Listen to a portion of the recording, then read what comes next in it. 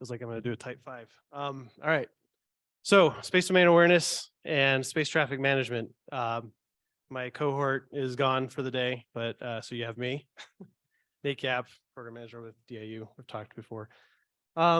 Really lively conversation, really good. A lot of good stuff came out of that. So excited to share it with you. If my computer responds. One sec. Oh, there we go. Haha. All right, so we started with thinking about last year, what came out of it, big events that are related to SDA specifically in space traffic management. So here's kind of a summary of it. You can read them for yourself, but some of the key takeaways are, new partnerships with civilian agencies that are going to be handling a lot of the space traffic management going forward. Space weather is a big one, obviously. The biggest example being a little over a year ago with Starlink losing some satellites. In that same vein, conjunction events are increasing as the number of satellites are going. We're witnessing probably the knee of a curve where the spike in activity is about to begin, if it hasn't already. Cislunar is getting more active, Artemis, Capstone, a number of others, international friendly players and adversarial as well.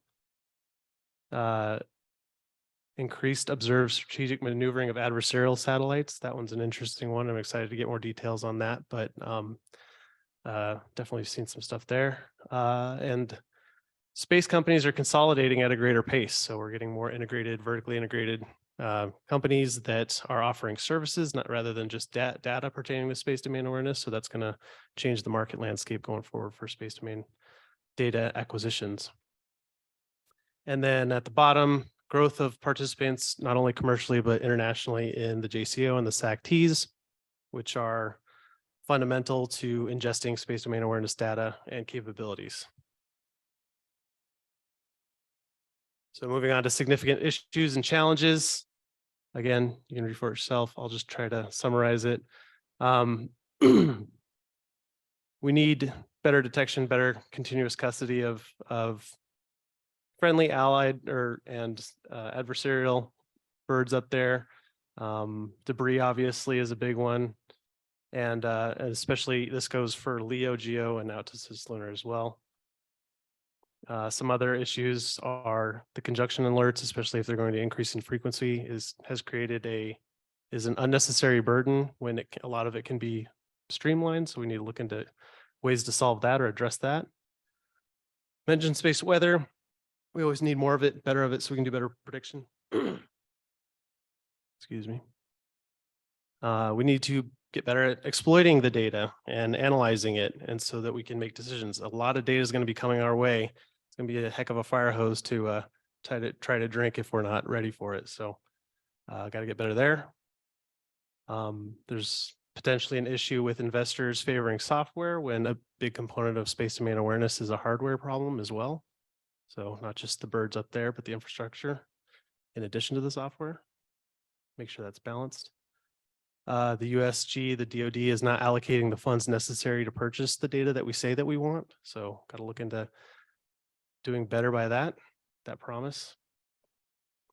And it was brought up before, but restrictions on what data can be collected, unclear rules around export like ITAR, EAR, and then just kind of a good summary of just not enough rapid acquisitions of commercial capabilities. Apologize if my volume's all over the place. Here's some inflection points that we thought were worthy of, or at least impactful to space domain awareness. Obviously, as mentioned, the first attempt of SpaceX's Starship, though it didn't actually carry anything. When it does get going up and running, obviously that's going to be a game changer, because if we're already seeing a frequent or an increase in the number of satellites going up, that's just going to multiply that exponentially. There's a report that just came out that the Chinese space plane just landed after 276 days in space. So, of course, that all harkens back to, what's out there. Are we keeping track of it? Potential future inflection points that would be put a lot of attention on space domain awareness would be a collision between two active satellites, not just a derelict one, but and then also space-to-space adversarial action destruction or incapacitation of a satellite. And the kicker there is for both situations, if it impacts the public in any significant way, then I think a lot of attention is going to be drawn, not just the people in this room who care obviously about this issue, but the world at large is going to now have a stake in the game, if you will.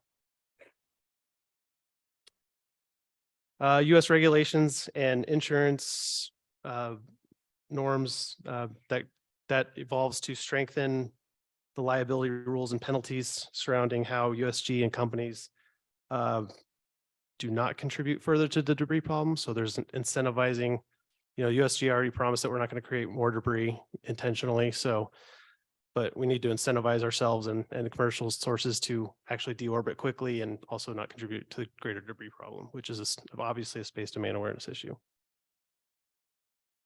So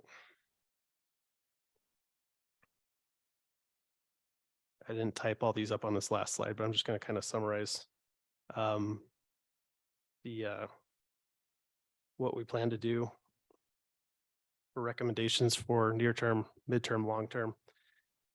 But there's going to be more information on this on the other slides and in the report. But a general summary is that we want to focus on space domain awareness as a North Star, if not the North Star, with the goal and outcome of being space, safety, and freedom, because that's a good sell to not just us, obviously, the international world, but the public at large. That is truly what we want. And I think the best way to do that is, or we think the best way to do that is focusing on space domain awareness as that North Star vision.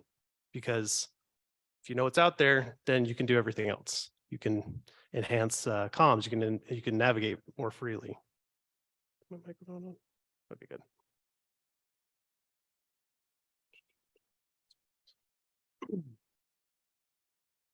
We also need to start driving standards as the U.S. We need to. There's a lot of calls for U.S. being the leader. We don't want to fall behind in any way, shape, or form, nationally, commercially, et cetera. So we as the U.S. need to enable ourselves to actually drive those standards, whether they're at the technical level, such as APIs, or more the fiscal level with insurance policies and regulations at the policy level. We need to look at the entire architecture, and we need to start doing that as soon as possible, anticipating what that outcome is that we want in the future, which is this safety and freedom to navigate in space. So I think with those early actions, we're striving for midterm effects, which is the architecture and the rules of the road are being built out, laid out. People are establishing the norms and iterating as we need to. And then the 5 to 10 year long-term look is that we have that safety and freedom of navigation in space to a much greater degree than we have now. And then down these sub-bullets here are just some key things that we thought were relevant to enabling a lot of this. Obviously, we need to work with our allies. We need to work with ourselves and define who's responsible for coordinating a lot of these efforts. It's military, it's civil, it's commercial. Where does the buck stop? Who's responsible for executing this? What kind of policies do we need?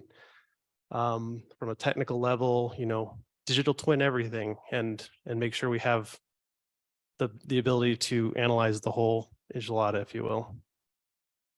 And from a fiscal or a marketplace perspective, work through those problems of establishing a commercial marketplace, because space domain awareness is still the government's primary customer is that, and it's not quite there with commercial, but it will get there. It's just how do we get there and how do we enable that? So that's space domain awareness. Appreciate your time.